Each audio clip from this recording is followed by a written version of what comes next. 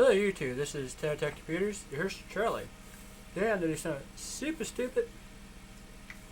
In this system we have a 3950X. The cooler is a UX100 Thermaltake 65 watt TDP cooler. I figured, why not? It works for an i7, so what the hell. Current temperature is reading about 32 to 47 Celsius. According to HWmonitor, I tried using Speccy, but Speccy does not read the CPU temps, surprisingly, like it does for everything else. As you'll see here in just a moment. It does read the motherboard temperature, but not the actual CPU. I guess their company hasn't fully integrated the 3950X's temp sensors, so to speak, or motherboard sensor, in order to tell the temperature. I'm running currently I got 1 terabyte inland professional drive for OS and a 2 terabyte storage M.2 drive. I'm running only 32 gigs of RAM on my 64 gigs because I haven't put them on there yet because the cooler does hover over and block the slot. Now you can run it if you mount the RAM before you mount the cooler, just FYI. But for shits and giggles, I'm not running Cinebench and see what the hell happens. Now the CPU does reach a certain temperature, like between 85 and 90 degrees. I will turn it off because the max temp is 95. So I will set it off before it hits the max temperature to prevent any further damage if it occurs at all. Then I'm going to do something more stupid. I'm going to use my old AMD / Intel cooler that I've been using for years. All the way from AMD 2 all through AMD plus 2, AMD 3, and AMD 3 plus, FM1, FM2 as well. I'm just highly disappointed that they had to switch the mountain bracket size for AMD 4, which kind of sucks because I can't use my favorite cooler, which is Thermaltake's Frio Cooler. I guess how you pronounce it. It's Frio. It's dual 120 mm fans, and the fans are really quiet. I mean, you can hear one in the background because I'm using that as a system fan, so to speak, to help keep the processor cool. At the moment, my temperature for the CPU is at 70 Celsius. Excuse me. That's a Speccy running, Task Manager, HWmonitor active in the background. So I'm not gonna do Prime 95 because they know damn well that's shoot the hell out of this CPU, and I don't know if I can go in that route. So I will move the fan that I'm using as a case fan to adjust temperatures as best I possibly can. My room temperature is between 65-68 degrees ambient temperature, so yeah. Like I said, I might be able to get past the first test of Cinebench, but I doubt I'll be able to hit the second test. So anyway, before I do, let's adjust my cooler fan on top. That's to help with the temperature maybe, because as soon as it hits below a certain degree, then I'll run it.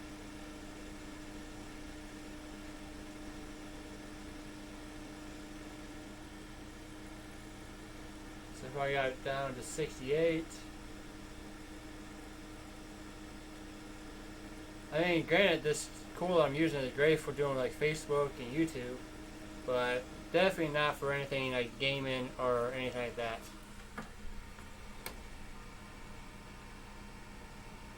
So I'm gonna hold it here. It's still giving me the best temps, but I feel the airflow. So I got it down to 50 Celsius. So I'm gonna keep the fan here. I gotta hold it because otherwise it's blow and fall, and that'd be funny. So it's like a mini turbine too.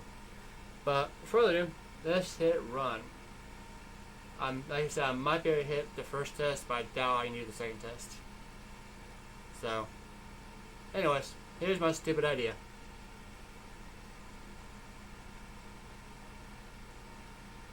I was going to show the temperature. We're at 80 Celsius, and we're about halfway done with the first test.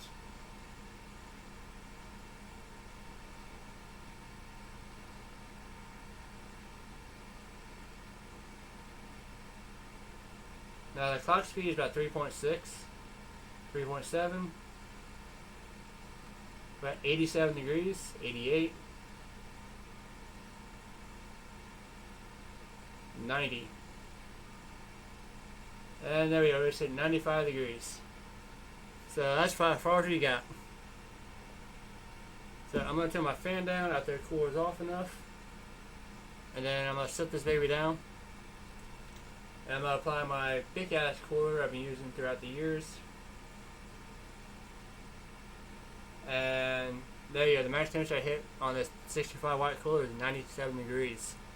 Now with basic, like I said, basic internet usage and whatnot, the max temperature is about 80. So yeah, not the best idea to cool off a $800 processor. But hey, why not try it out anyways? So let's set this down. Turn my fan down, because I probably won't need it when I apply the other cooler. I do have my Thermaltake cooler in the mail, not cooler, but mountain bracket in the mail, so I don't have to worry about that too much. Because apparently I misplaced my AMD 4 bracket, and I have no idea where I stuck it at. So to take this off, I gotta take the video card out, move that out of my way, and yeah, really hold on the cooler. And yeah, find me my little screwdriver.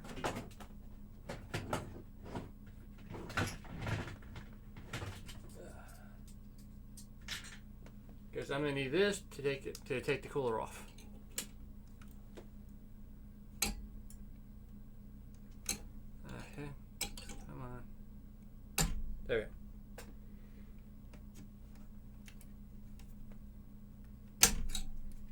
Bam. Alright, so nice little 60 watt cooler. I mean, it has a copper slug in it, I think, or 10 core. If I had a copper slug, it probably would do a lot better. So yeah. Now the compound I'm using is not the expensive compound. It's pretty cheap. So I'm gonna wipe the old compound off and put new compound.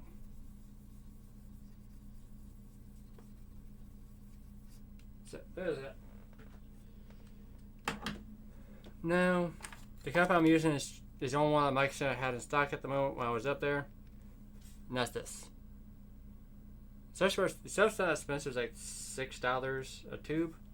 But it's very easy and it's super spreadable. So that's good enough for me. So, let's get this big ass cooler here. This cooler is rated for 130 watts TDP. But I guess do a lot more than that.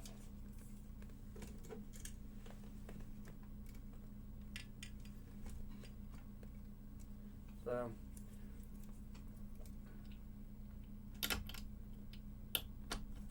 there's one fan.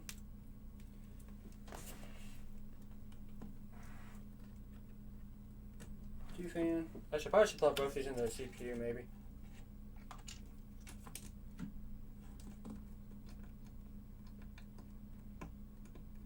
There we go.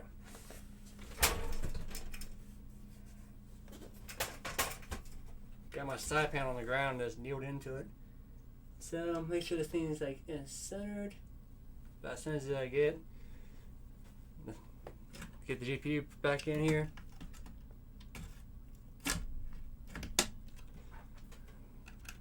So try number 2.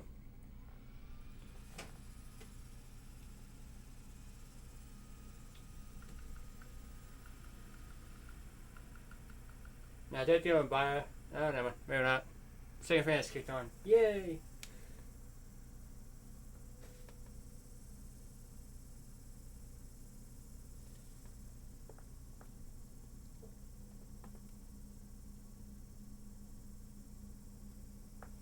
So, just the voltage of the fan. About right there should just the trick. And just the other one a little bit too as I out of here once I find that speed controller. Now log in Windows and we'll see what happens.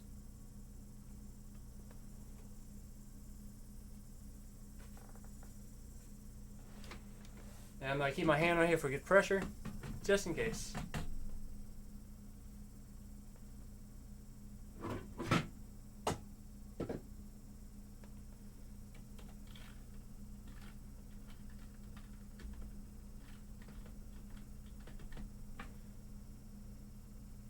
Alright. Fans are kicking on. You do have the dials set to medium on the actual fan controller. Yeah, I set like this center.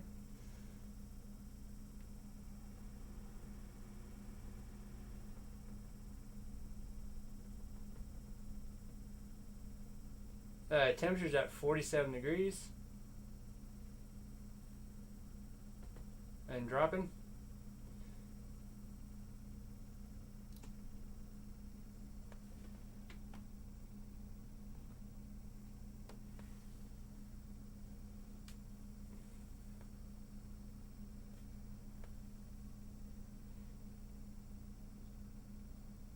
I already have to fix a fan curve on this motherboard.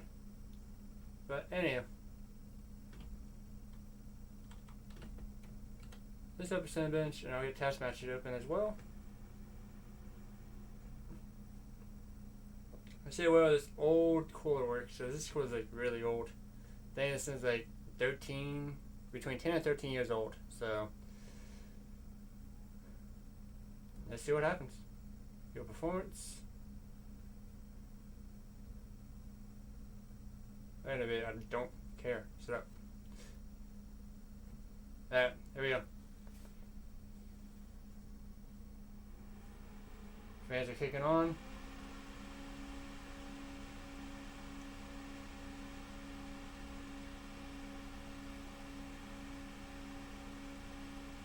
We're in the 70s. Flash speed is about 3.88.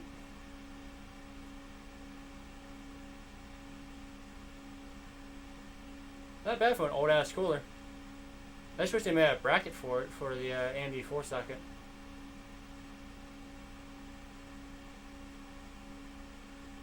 So now we're hitting 80C. So 81C is on max temperature so far.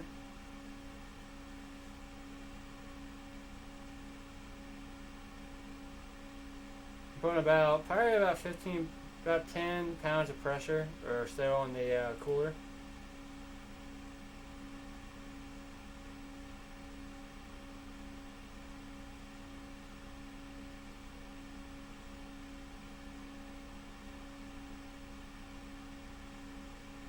Test number 3.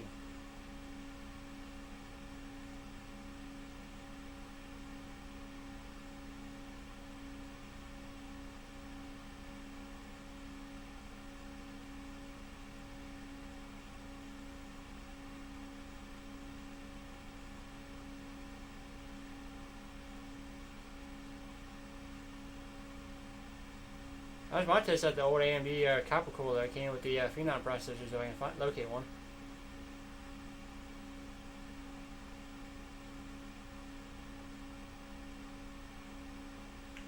So our average temperature is between 73 and 75 C, which isn't bad at all for this cooler. Wattage is taking about 125 to 127.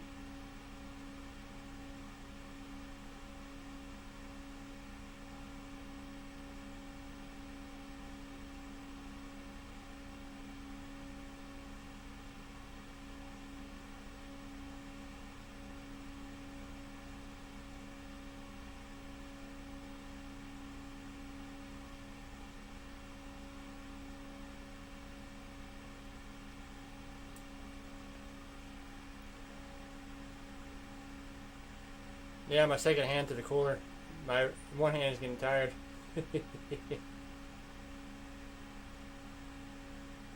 Now, I advise you guys don't try this at home, because I can't guarantee you have the same effect, or if you forget to put the even pressure in, that you might damage your CPU and motherboard. So if you do try to attempt this, do it at your own risk. I'm not responsible for what will happen. Just FYI.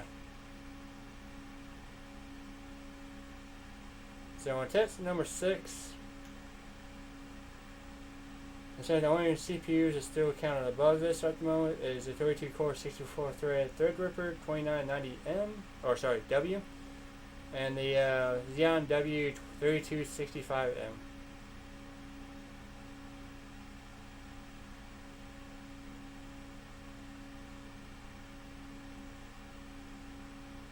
So we hit 83 C so far as our max temperature.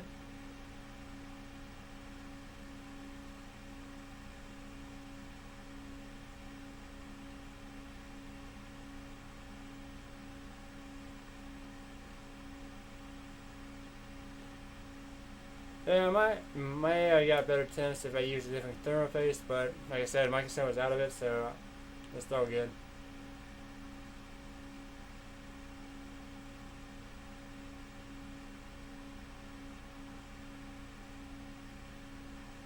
Now, as a heads up, this is my first 16 core processor, so I'm really astounded how fast it is.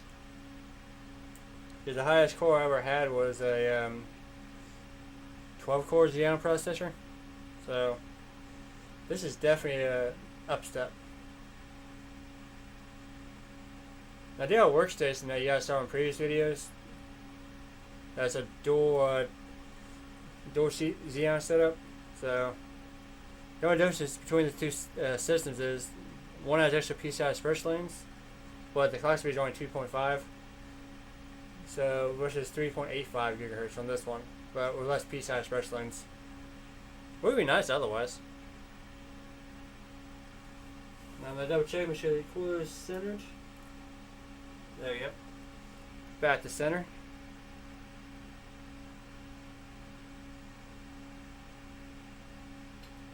We made a test number 10. Check that out. Now I will do the test again when my bracket comes in for my water cooling unit. The Cinebench says to be here by between Saturday and Tuesday, so we'll see what happens.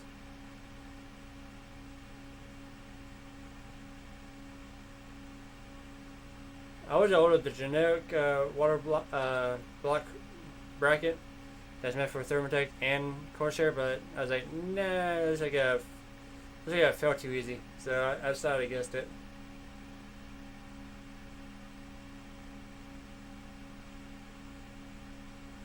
Now I would say this though, this thermal compound won't actually hold your cooler too well to the CPU. As I said, it's easily spreadable, but like Arctic or the more thick variety of thermal compound would definitely stick your cooler to a CPU really easily. So yeah, be very careful when you try to remove the cooler. Best tip is a twist pull. Otherwise, you're ripping your CPU out with the socket for anything AMD related, or old Intel related for the bracket change. Just a heads up.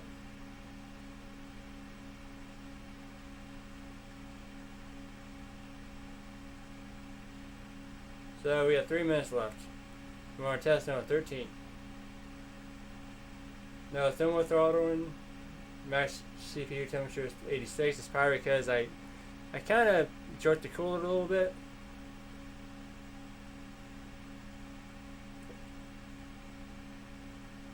I would probably put a book on top of this, but I didn't think about that till just now. But if I put a book on it, you couldn't see the whole system either. So I don't know. Give or take. Huh. They're granted, I didn't know that Cinebench had this many passovers. This is based on what CPU you're using to do the test on, I guess. When I use my workstation CPUs, they didn't have this many capacitors. They had like, I think, 1 or 2 tests, not 14.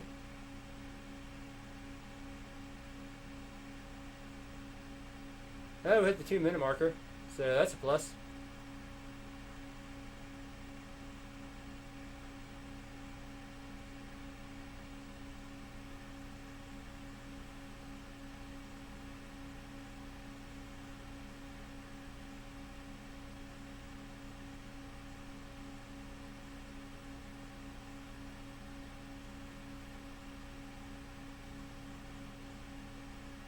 Yay, a minute and a half to go.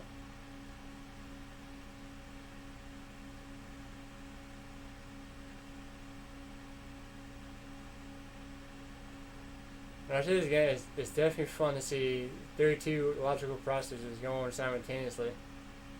It's really cool. I just hope maybe one day that the newer processors from both Intel and AMD will come out more than just 24 PCI Express lanes. Because given your board has all this extra shit on it, you would think it has more. I know your chipset has, I think it's like 16 or 20 extra PCI Express lanes to run like your hard drives and other components, but still. At least give it 40 PCI Express lanes. At least 40. That's not actually too much. Now with your chipset can add another 16 or 20 on top of that. Then that will make a whole lot more sense. Then you actually run like X4 M.2 slot cards and whatnot. Worry about swapping them with your GPU slot and whatnot. But, just my opinion. Since you do have super speed USB 3.0 now, or Thunderbolt headers, which also takes a lot of preset express lanes. Yay, last test.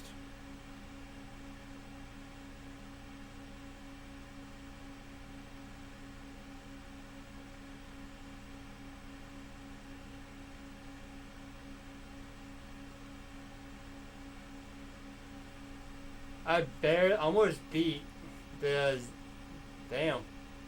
I came really close to beating the Xeon W3265M. Ah.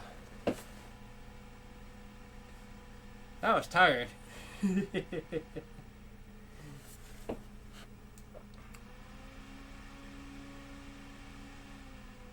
Oh, with my hand off the CPU cooler, it still hits between about 65 degrees. Now it's all quiet now. So there you guys have it. The 3950X under the UX100 Thermaltake 65 watt TDP cooler and the Thermaltake Frio dual 120mm fan cooler rated at 130 TDP dissipation of heat. So I'm pretty sound. The score was 23,417 points in Cinebench. I bet if there's a little bit of overclock, you can probably definitely beat the Xeon W3265M. I mean, if you have liquid nitrogen, you can probably beat the whole damn thing. But I'm not that lucky with that stuff, so I'm gonna leave that to professionals and keep where I'm at. Doing stupid hand pressure cooler videos. Oh, thanks for tuning in, guys. Like, subscribe, and I'll have more videos out for you later on. Peace.